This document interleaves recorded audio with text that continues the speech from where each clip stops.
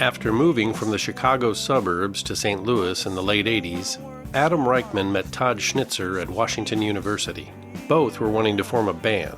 They did just that, and the two became an early version of what would become Nadine, a group that would not only get a lot of attention in the Midwest, but in Europe as well. Nadine received critical acclaim from major music publications after releasing some very fine records. Adam Reichmann continues to write and record solo. His new album, Where Do I Begin, under the name One Adam One, was produced by none other than his longtime bandmate, Todd Schnitzer. I caught up with Adam for a great talk about bands, songwriting, and of course, guitars. When they get back, he's got to try to find a new job and make some changes. After all of his hard work, all that he's left with are the bad vibes of the one-ad pages.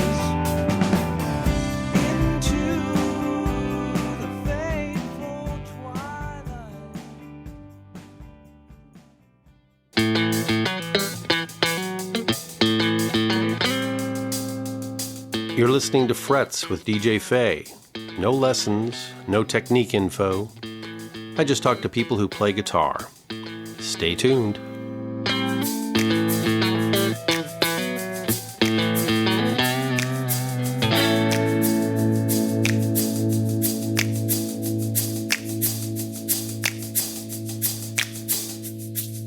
Adam, it's great to have you here on the show. Cool. Yeah, thanks, Dave. It's awesome to be here. I'm honored you think that I'm worthy of your time and your audience's time. So you are worthy. Cool. And you are yet another person that for years I knew of and sort of knew, mainly through a lot of mutual friends around the St. Louis area and the music scene. And I want to talk about Nadine, and we will get to that. Cool. But years ago, when I first became aware of you guys, this is just something I was going to throw in because I was thinking about it, and it was many years ago, maybe 20, I don't know. Yeah. But you guys had a rehearsal space in the old A.D. Brown building? Yes, sir. Yeah, we were, downtown was not very well developed at the time. It was kind of the Wild West.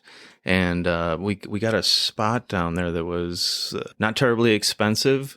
We were actually like in an old government mapping. I don't know if you go that far back, but there was like an old government mapping agency there. And I don't know what happened, but there was like a whole vacant floor. So it was like an old office space that had like zero furniture in it and questionable electricity and stuff. And there was a band called The Relatives, which was Mark Ray and Mark Chechik and Vince Cook, playing drums. And they had kind of outfitted the place almost like it was like a little hideout down there and hung rugs on the walls. And it was just this bizarre space. It felt like we were sort of a post-apocalyptic, hideout from the zombie army or something like that. And that was my first kind of introduction to the St. Louis music scene, really, in a lot of ways, and a whole group of players. And something about it being so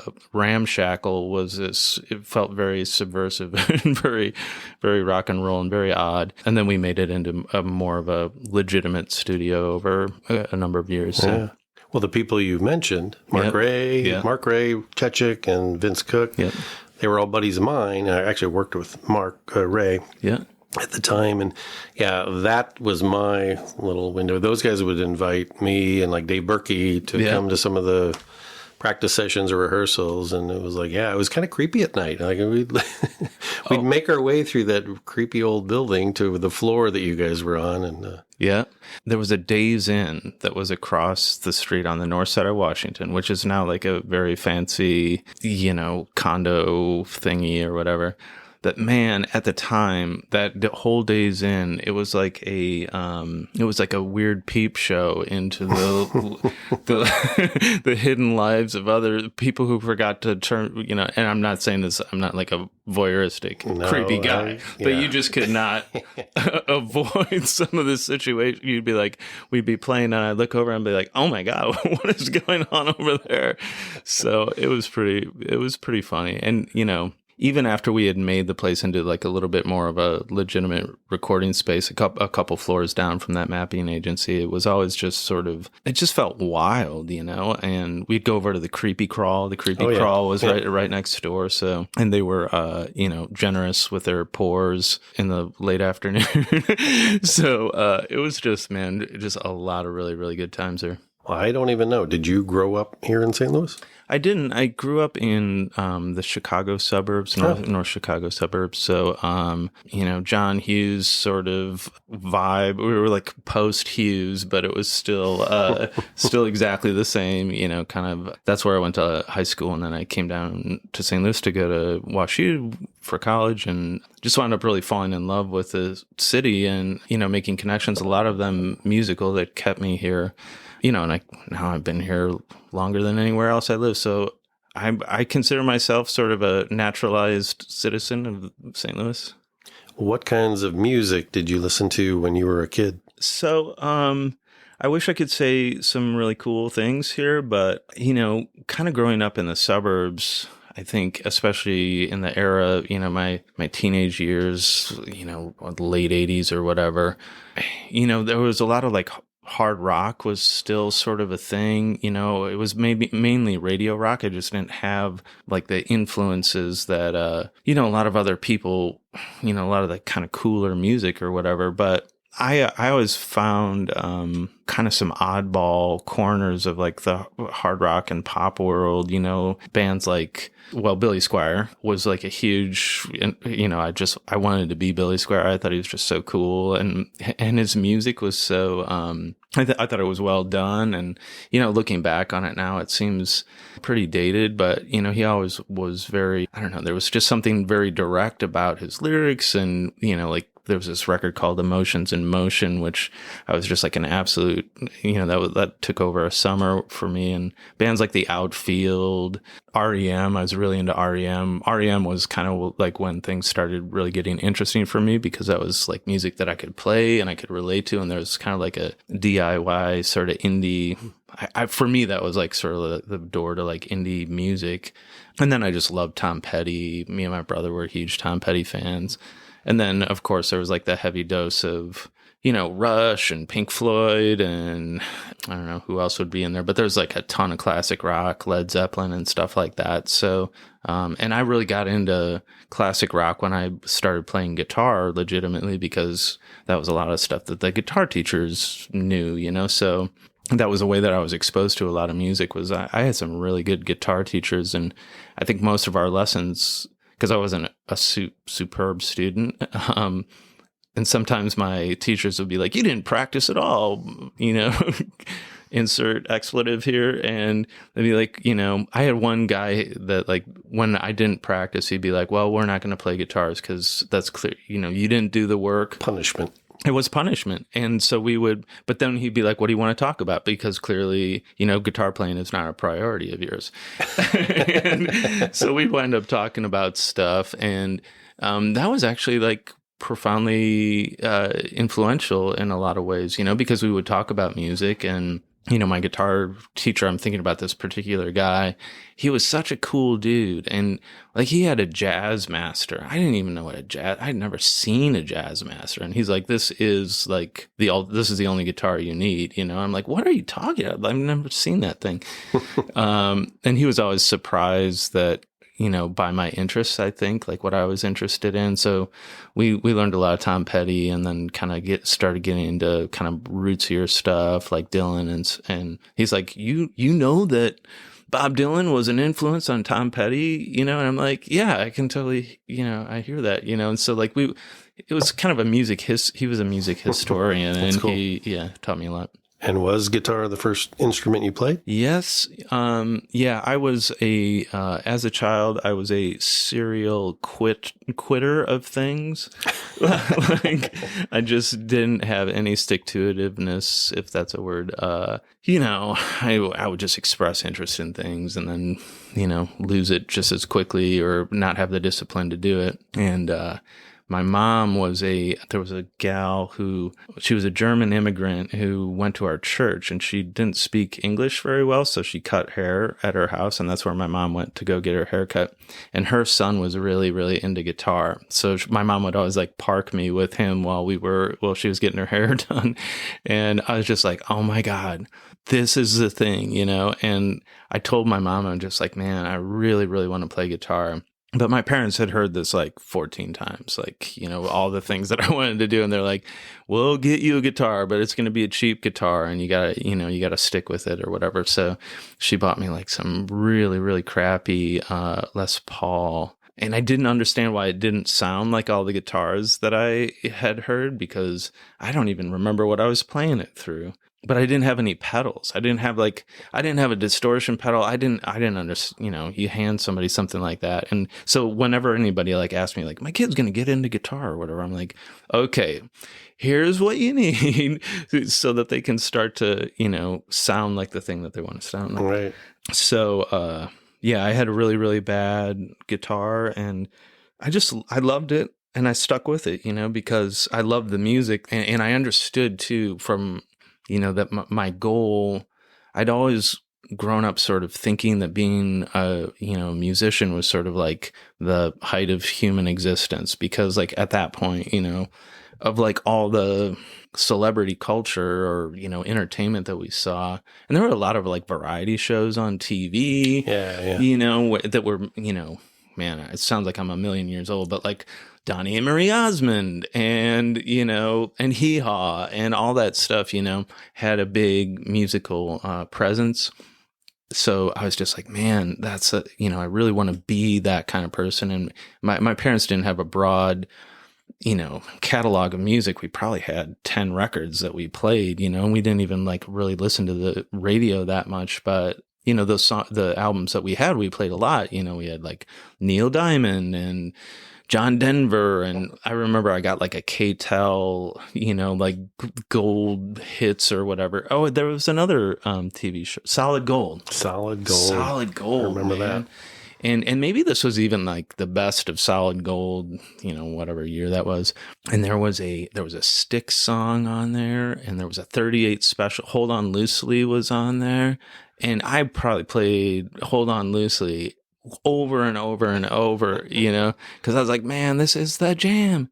I don't know exactly where I'm going with this, but like being a musician seemed like really important, and it sort of spoke to me, and I'm just like, man.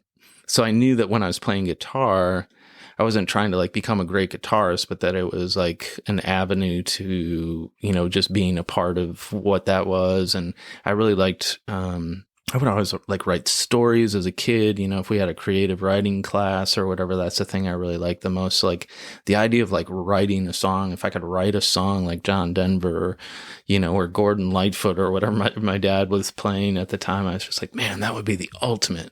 So like right away, I was like writing songs. Stay tuned. We'll be right back.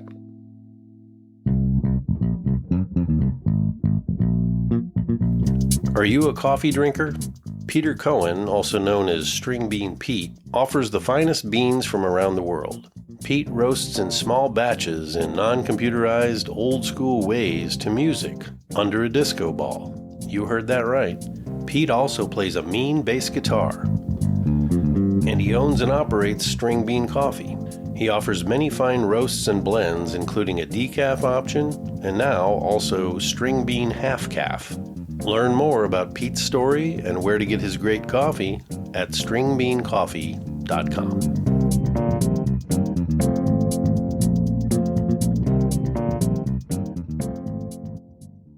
At what point did you get out and start seeing live music? I think my first foray into live music, I mean, it was a long time ago. So like maybe there were small clubs like there are now, but I feel like bar rock at that point was strictly like sort of cover music and stuff like that. And there wasn't so much a scene for, kind of smaller acts.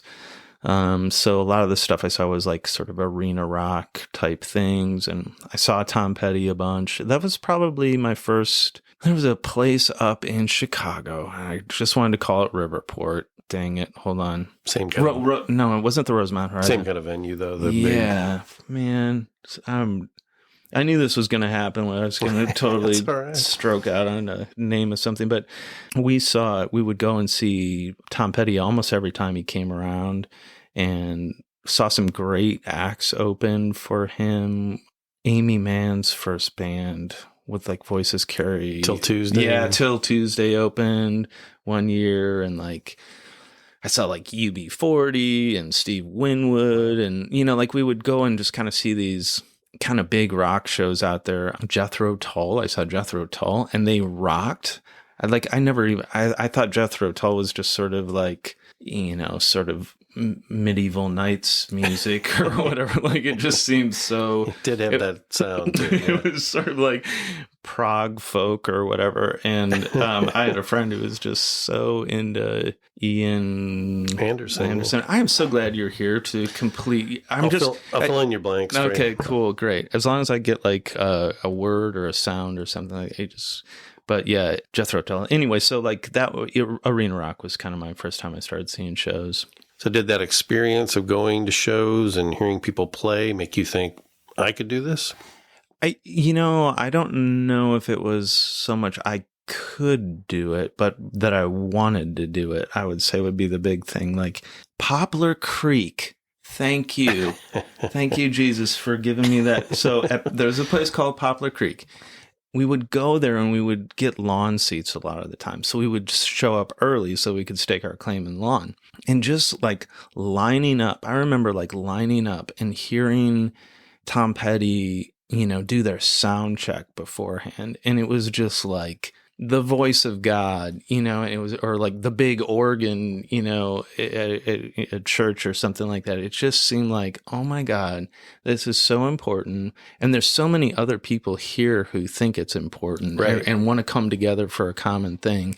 And then I was just like, man, this is just where I want to be. And so I don't know if I was really seeing myself so much being a part of it, and rather just kind of being inspired and wanting to play some part in it to whatever degree.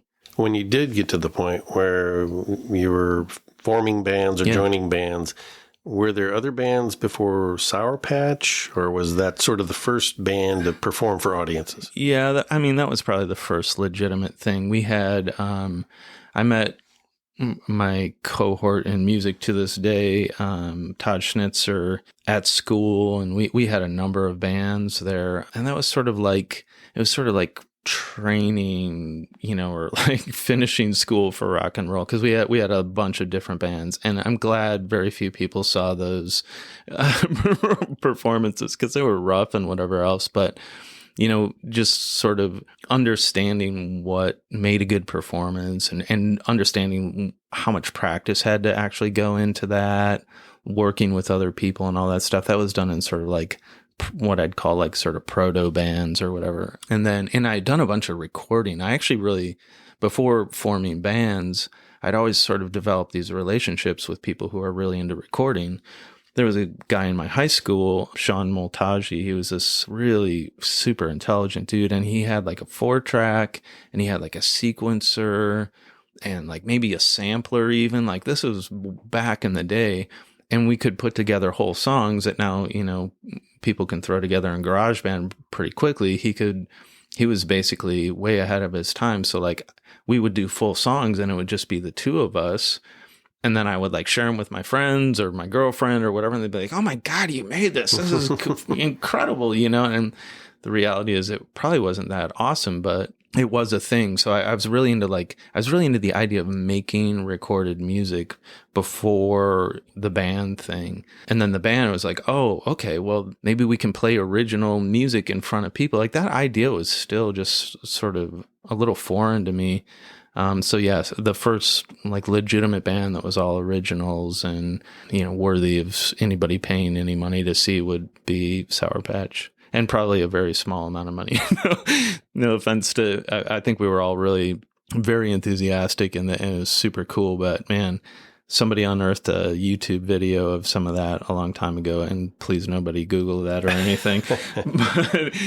It was just, and some of the music was really good. It was just like inconsistent, and like over time, I think the thing that makes something kind of, the way that I felt like I was able to like kind of up the game is just to like become a little bit more consistent about the quality control and not like do everything that, that comes out of you, it's just sort of like be our best editors and really kind of work on things. So that was I guess I shouldn't poop so much on something that I was involved with. And it might have been the most fun band ever. So like, it depends what you're looking for out of it. But I think we were kind of a little bit of a rough draft outfit. And then Nadine happened. And that's when things got pretty serious. And you were writing a lot of stuff, but you did occasionally cover stuff. You covered some Neil Young. Yeah. Neil Young, that coincided like Sourpatch, and then early Nadine was all, there was a blossoming alt country, scene, and there was things happening, in St. Louis. Coffee Creek was playing down in Cicero's. Uncle Tupelo was playing down in Cicero's. There just seemed to be a lot of bands in the region that were sort of combining, elements of punk and, and country. And I just really got swept up in that because the foundation for that was laid with Neil Young. That's how I see it anywhere. That was my path to it, because I was the album Ragged Glory by Neil Young is still one of my favorite records. So great. Such a great record. And it just like the sonic impact of that, where I was like, man, this is kind of rambling, loud, lyrical, expressive, just guitar rock, but, infused with that Neil Young kind of, folksy, elements. And that just spoke to me so deeply. And I think I honestly probably embodied it a little too much in our music. Like, I would say, like, if there was anything we sort of sounded like, and we got comparisons to it a bunch, because I also sing in a higher register. And we had these kind of throaty guitars and kind of this muscular sound and stuff like that. And so it really, I don't want to say it was derivative, but it was like, that was like home base for me. And I was lucky enough to work with people who didn't want to be derivative, who pushed for different types of chord changes and different arrangements and got me out of a mid-tempo slump in terms of writing. Like, I mean, there were certain formulas that I was fortunate enough to work with Todd again, and, my good friend Steve Ronner, and, to push me out of that zone into more influences, more indie rock stuff. Yeah, I could go on. There's a deep list because that was sort of the funnel for the raw, the ingredients that made up my music probably, till today.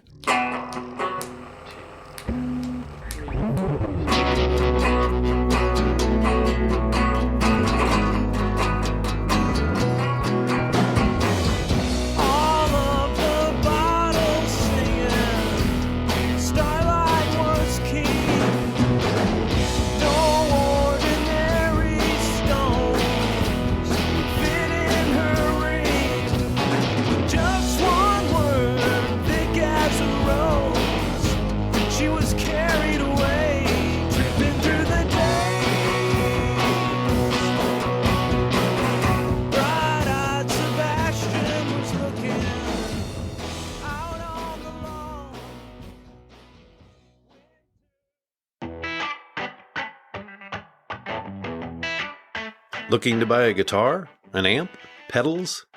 Find great deals on all of these, as well as audio and recording gear at reverb.com. You can also sell your gear through Reverb. They have great articles about music gear and bands. And Reverb believes music makes the world a better place. That's why they created Reverb Gives, that provides youth music education programs all over the world with the instruments they need to make music. Link to Reverb through Frets with DJ Faye in the show notes for this episode. When the early days of playing for an audience, can you recall any really great or memorable experiences, or any really bizarre or bad experiences? Man. Early days. Man, I mean, every show is so different. So like we've played some shows where there was like nobody there, and we had the time of our lives, and we played bigger shows that were like really traumatizing in some ways. So like I remember opening for the Bottle Rockets at Mississippi Nights, and I think that was a Sourpatch. Yes, it was. And we knew the Bottle Rockets, and we'd seen them, and I'm not even sure Brian Henneman knows or cares, who I am or who we were. But at the time, like getting on a bill with them just seemed to sort of legitimize us. And we were in front of the largest audience that we had been in front of. So there was a couple hundred people there or whatever. And Mississippi Nights was just such the perfect place for a band like the Bottle Rockets. Cause it's, it kind of felt like a Roadhouse. It had like a Roadhouse energy to it. And I was like, man, I'm not even sure how we played, but the experience of it was just like, it was so gratifying to, just feel that like people cared about what we were doing. Some people cared at least as much as we did. And, and feeling the energy of that place and the volume of it and everything. It was, that might still be like one of the highlights of my career, even though, it was so long ago. And I don't know, that was so fun. That's great. It was a great era, and I went to many, many, many shows at Mississippi Nights. Yeah. Well, during those years, as time went on, I guess it was like mid to late 90s through the 2000s would have been the time period. Yeah, yeah. There were a fair amount, or at least I know some band lineup changes. Yeah. And, which is going to happen. But, I mean, you guys were together quite a while. Yeah, at one point we figured out that we had been together, like, if not as long as the Beatles, like just about as long as the Beatles. And I was just like, oh, man, because you never really want to compare yourself to the Beatles. That's a losing game. But I think there was... We kind of experimented around with the number of people who were in our band, and we, occasionally we had like our drummer situation kind of changed a bunch over the years, and had some really, really great drummers, and kind of experimented around with playing with different rhythm sections and stuff like that. So that was always sort of changing, but it was, me and Todd Schnitzer and Steve Ronner were kind of like the nucleus of Nadine that kind of carried through. And then to support Downtown Saturday. So I don't know if anybody, for those who aren't familiar with the history of our band, we were on a German record label called Glitter House, which was kind of like the sub pop of the continent over there. And, they put out our first record, and then our second record, which was called Downtown Saturday, which also, they put some money behind it and got picked up by German Rolling Stone, and Mojo did a little blurb on us, and Uncut did, so some of like the bigger magazines were, not a ton of ink on us, but enough to get people interested. And so in order to support Downtown Saturday, we really needed a bassist because it was really only the three of us. So we wound up hooking up with this gal, Ann Tkach, who played with Hazeldine, and they were out of North Carolina. It was three gals, and I think Neil Casal was also playing with them. So they were already sort of in the Americana sort of scene that was being, which was popular in Europe at that time. So Anne was just like a completely natural fit to us. And it was also like a welcome breath of fresh air because, it was at a time where the music industry wasn't as integrated as it is now. So like not us just being a bunch of dudes was also like really intriguing. It added a different energy to us. That gave us a different timbre in our vocals. And, she was also just a fantastic bassist. Well, I know musicians experiment with different recording techniques in the studio. Wasn't every one-sided story, wasn't that recorded with like a single mic, and then you guys set it up kind of in the middle of you guys circled around it? Yeah. Wow, man. That's crazy. How do you know that? I do my research, Adam. Man, that's crazy. Yeah, we were. This was kind of before computers were really super involved with music. Like it was ADATs, maybe, and they were synced. And I don't know, you'd have to talk to somebody else about like the technology behind it. But I think it was that sort of, bluegrass mentality with that particular thing. And, our first record, we recorded all in a house, in like a week or something like that in downtown Saturday. That's when we started using samples, sampled drums. And Todd was really into, oh man, he's going to kill me because I don't remember all the cool, he was like into like DJ Shadow. I remember that was one of them. And Beck was coming out at the time too. And Beck was very experimental. Oh yeah. So we felt like we had to incorporate the different processes that were kind of at the frontier of, and having a single mic obviously doesn't sound like the most revolutionary thing in the world, but just to sort of kind of that the recording process kind of became part of the music itself. We talked earlier about when you first started playing. It reminded me, I was the same way. I was excited to get an electric guitar and a little amp. I didn't have, it was quite a while before I even got like one, effects pedal. Uh-huh. Well, at this point, you guys have been recording. You're starting to figure out what kind of equipment you're going to use. Mm-hmm. Had you built up a pretty good little arsenal of guitars and amps and stuff? And what were those? Did you have a favorite type of guitar? Man, what a great question. And I should have done my homework to figure this all out. I've been really lucky that I think all of us, Todd, Steve, and I have always shared like a fascination with gear. And Steve is really super into guitar tones. So he had like a Victoria, like a Fender Tweed, kind of clone or whatever, that I played rhythm guitar through, and he experimented with a bunch of stuff, and I had a Bassman amp. So we were really into like Fender amps, I would say. And he had a Vibrolux that was just gorgeous, and he was always a Tele player. So there's a lot of Fender kind of situation going on. And Todd, played his P bass. And we had a Portaflex bass cab that was just so awesome, which then, got replaced with an SVT when we realized the Portaflex is not a gigging amp, by the way. So, it was just, I think we always realized that the equipment had just such a huge impact on our sound, and we had to be very intentional and very careful about what we chose because it had to be flexible in a live situation. And we also just sort of like really paid attention to the character of different guitars. I remember I think I borrowed Mark Chechik's Martin, more than he probably wanted me to. And Mark Ray had a beautiful J45. So like, we knew that different acoustics could do different things and had different places. So, the choice of instrumentation and trying to be experimental with that too, like, trying to incorporate, like we had a Novation bass station, just kind of like some of the fundamental things that were starting to change the landscape of, like new instruments were always interesting too. And I know that kind of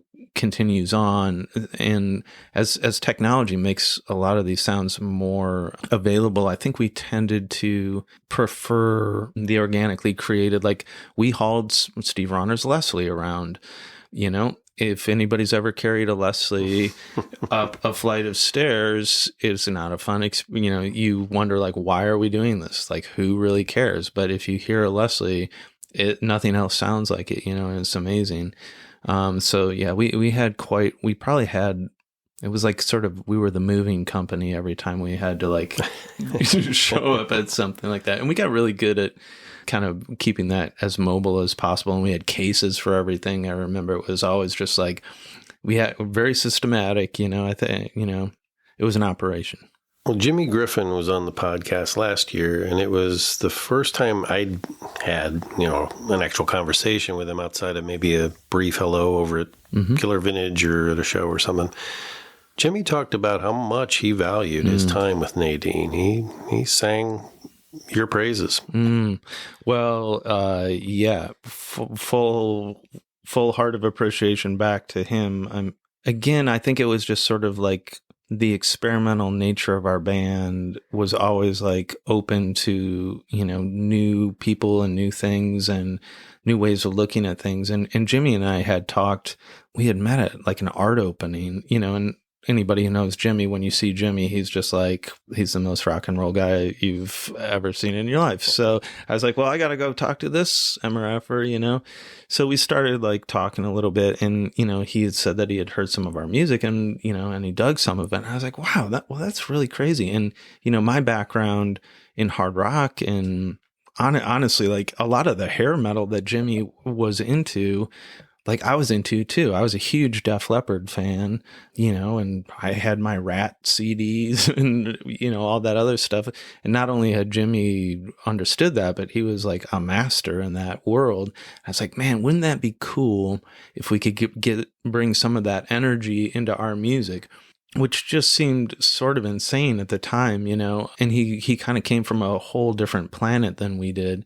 But he also had like, a deep love of Tom Petty and all this stuff. So I think he was sort of learning how to play with us and learning a bunch from us. And we were learning a ton from him in terms of just like his level of performance took us to a different level, because we were always sort of like, we aren't trained professional musicians. We're just like, we're self-taught, and we embrace sort of like the imperfections of things.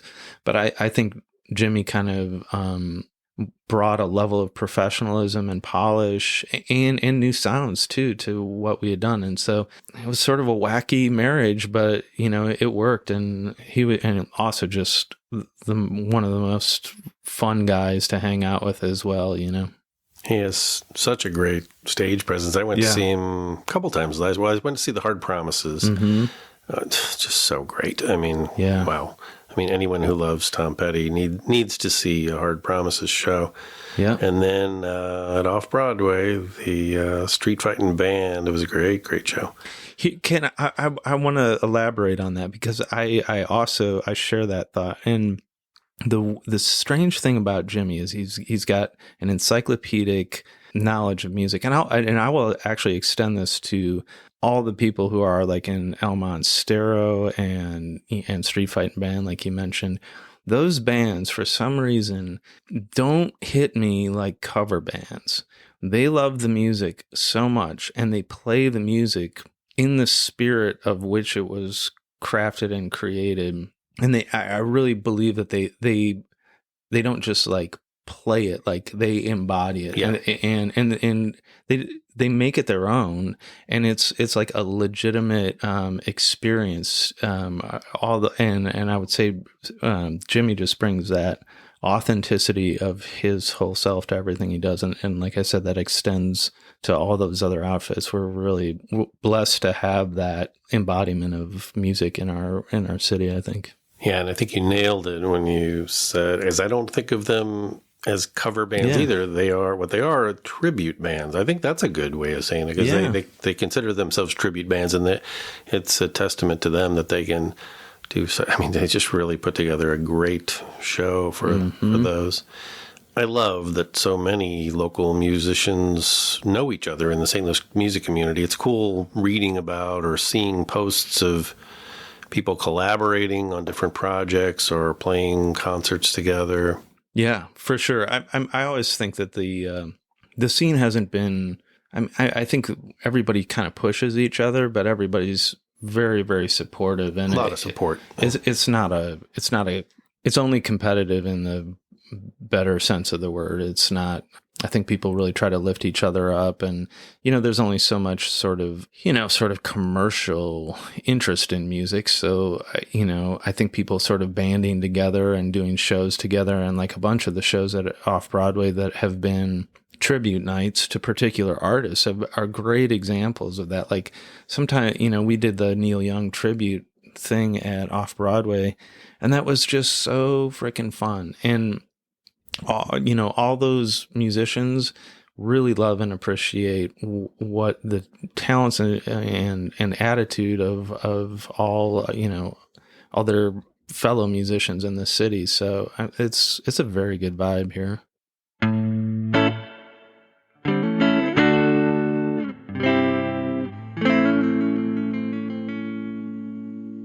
Stay tuned. We'll be right back.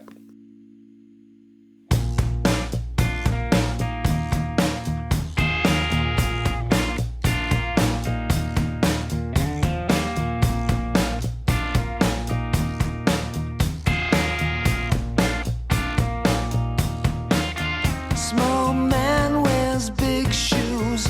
Don't make him grow, just feels a little bit higher.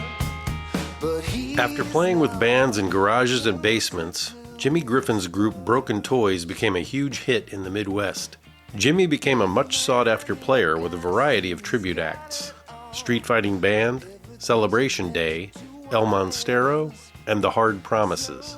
I played with them a couple of years ago, and we were going through some of the songs, and Adam turned to me and he was like, "Man, this is real." And I was like, "Dude, your band made me I learned how to do that stuff via that band, and that was a really huge thing for me to play with those guys. It was fun." Hope you'll give my talk with Jimmy Griffin a listen on Frets.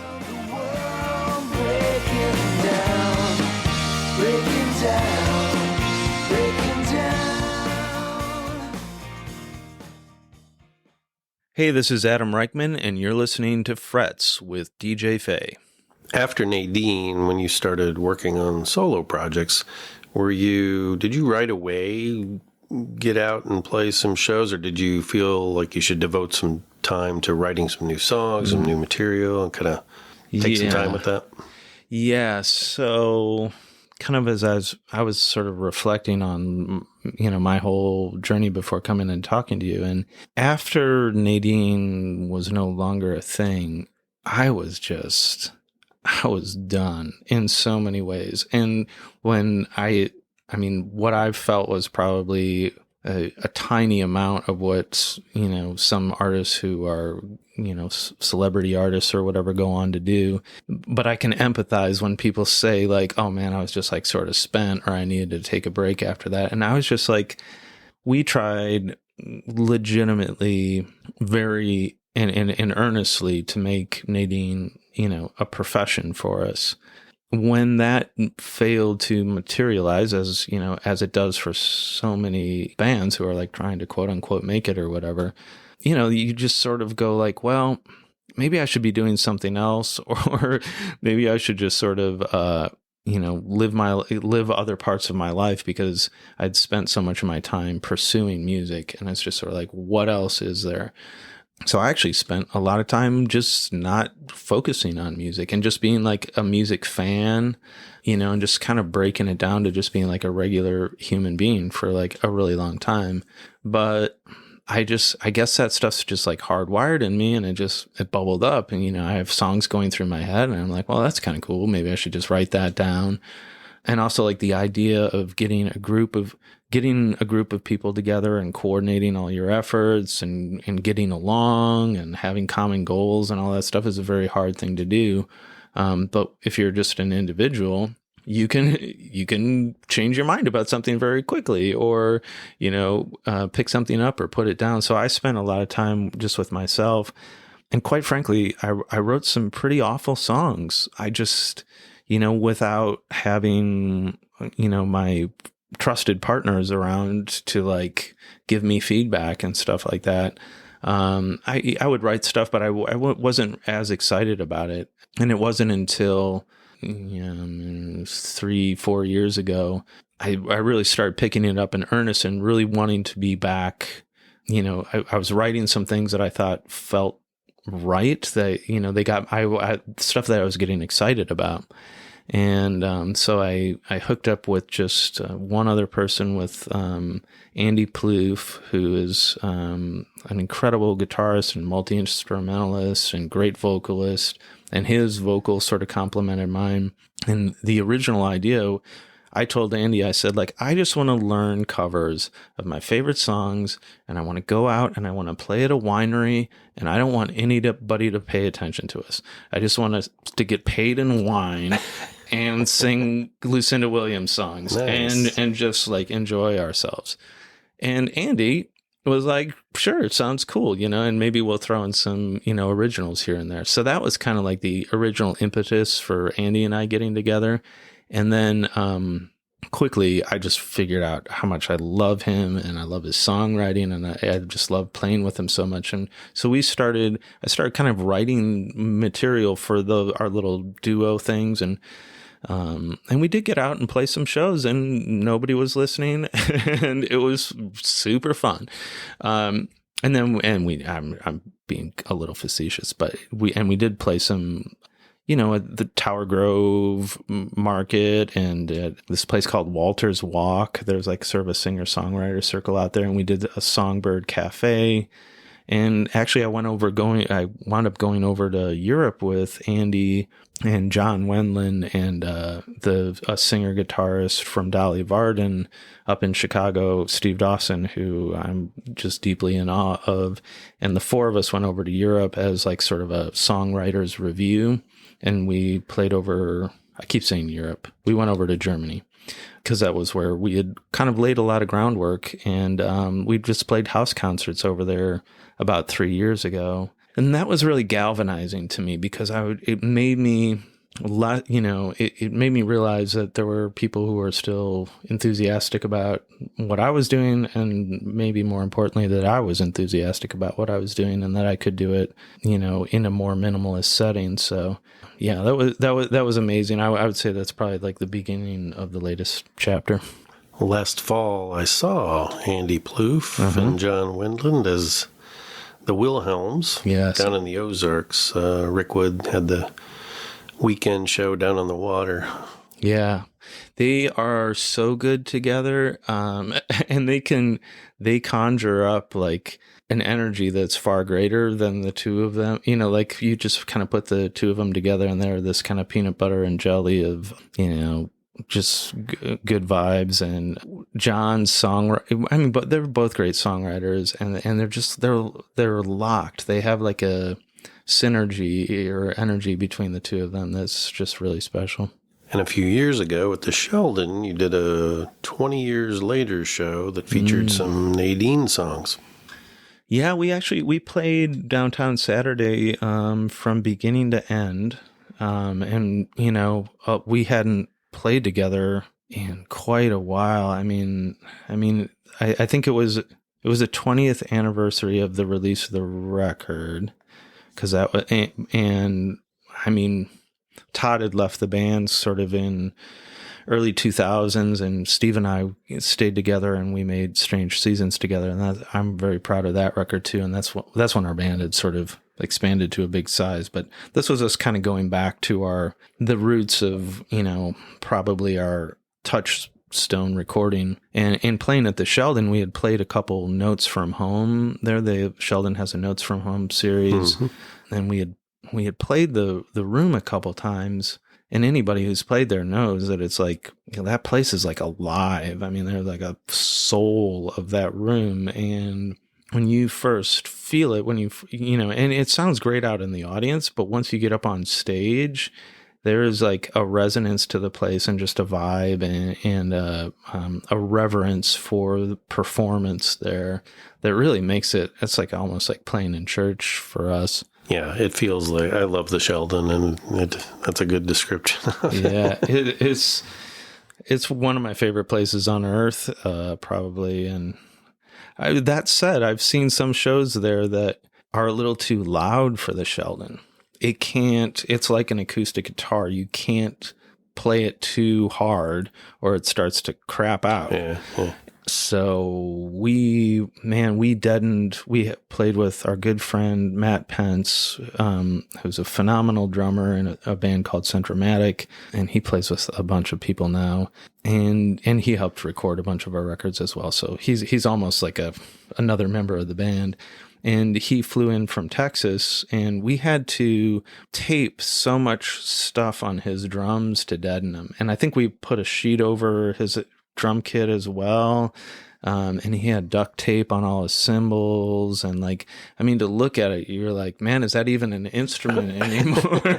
It looks like an art project, but he knew exactly. He's a very exacting person. He, when he makes his cereal, he would record us, and when he makes his cereal, he'll put his milk in, and then he'll start looking at his watch. And I was like, what are you doing, man? And he's like, well, I'm waiting for the perfect time to start eating it, because it takes, the milk, a minute and a half to get the Rice Krispies, the exact texture. I'm not kidding. And this level of detail and exactitude is all over. So, when he puts a piece of duct tape on something, he's thinking about it's down to the quarter inch, There's a purpose for that. Yeah.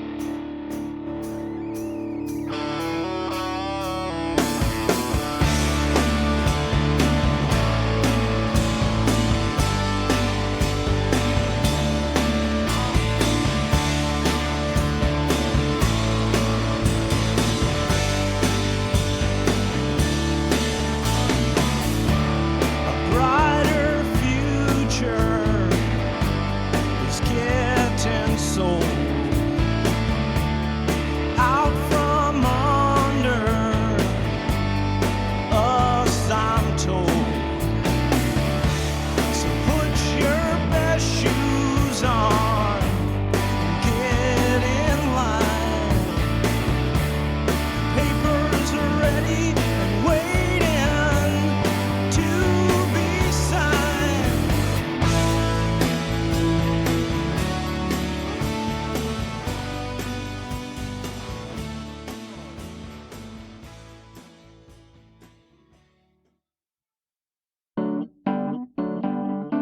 If you're a podcast addict like me, you might have thought about starting your own.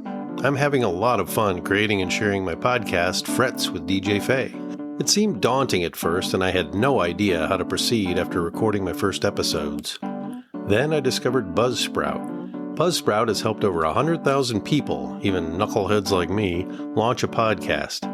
The tools they provide make it incredibly easy to get your thing going. They'll also help you get your podcast into all the major podcasting platforms like Apple Podcasts, Amazon Music, Google Podcasts, and more.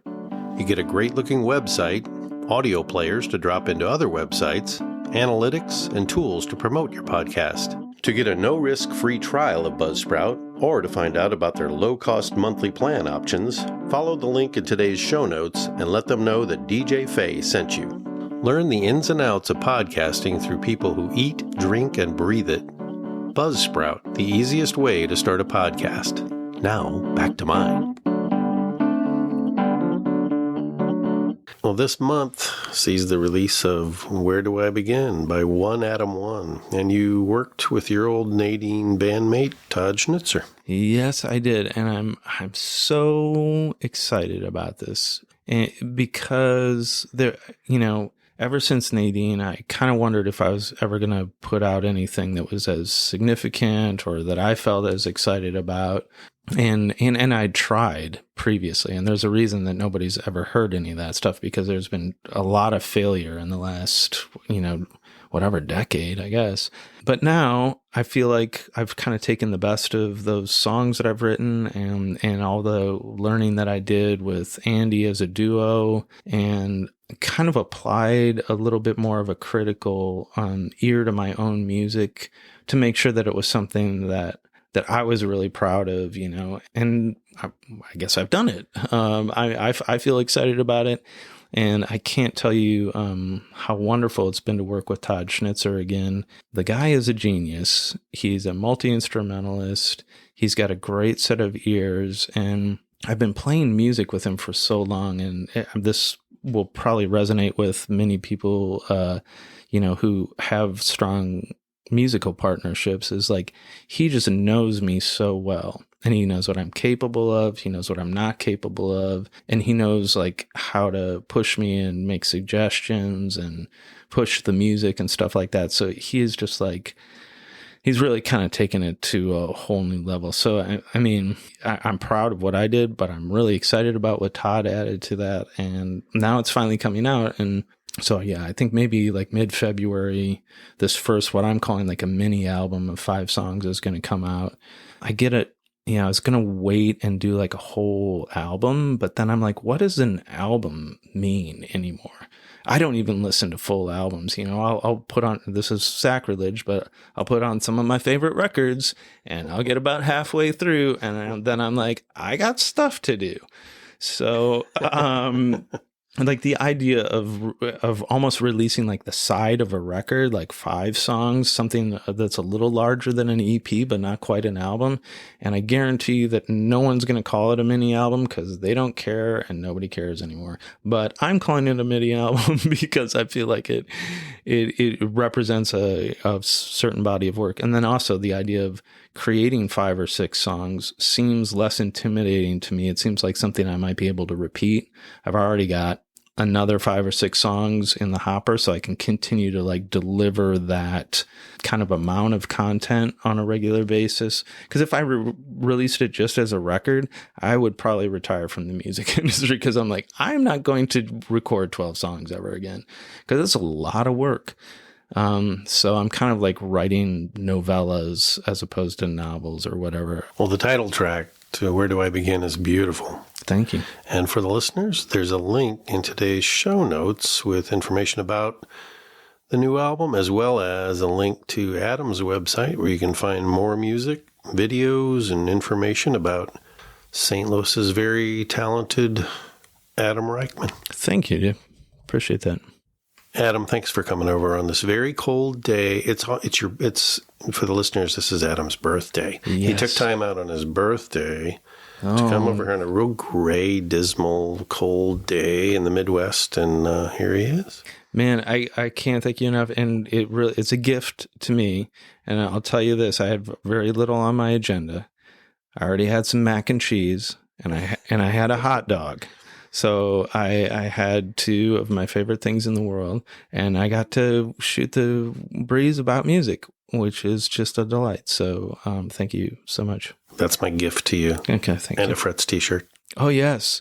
Hey, guys, these Frets, are they available? Can I talk about them?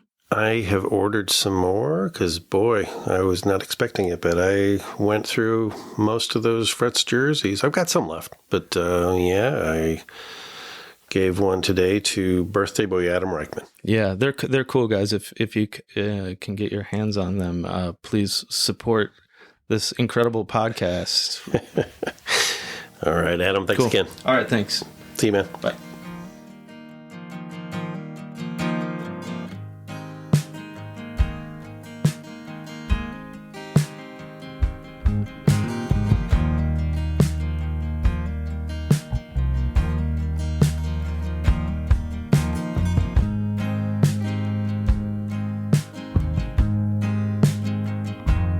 I was stranded out in Boston.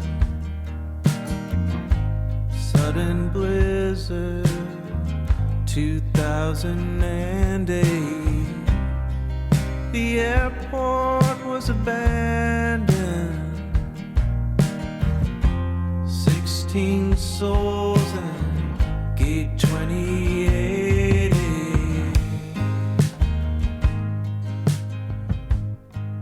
The snow kept falling.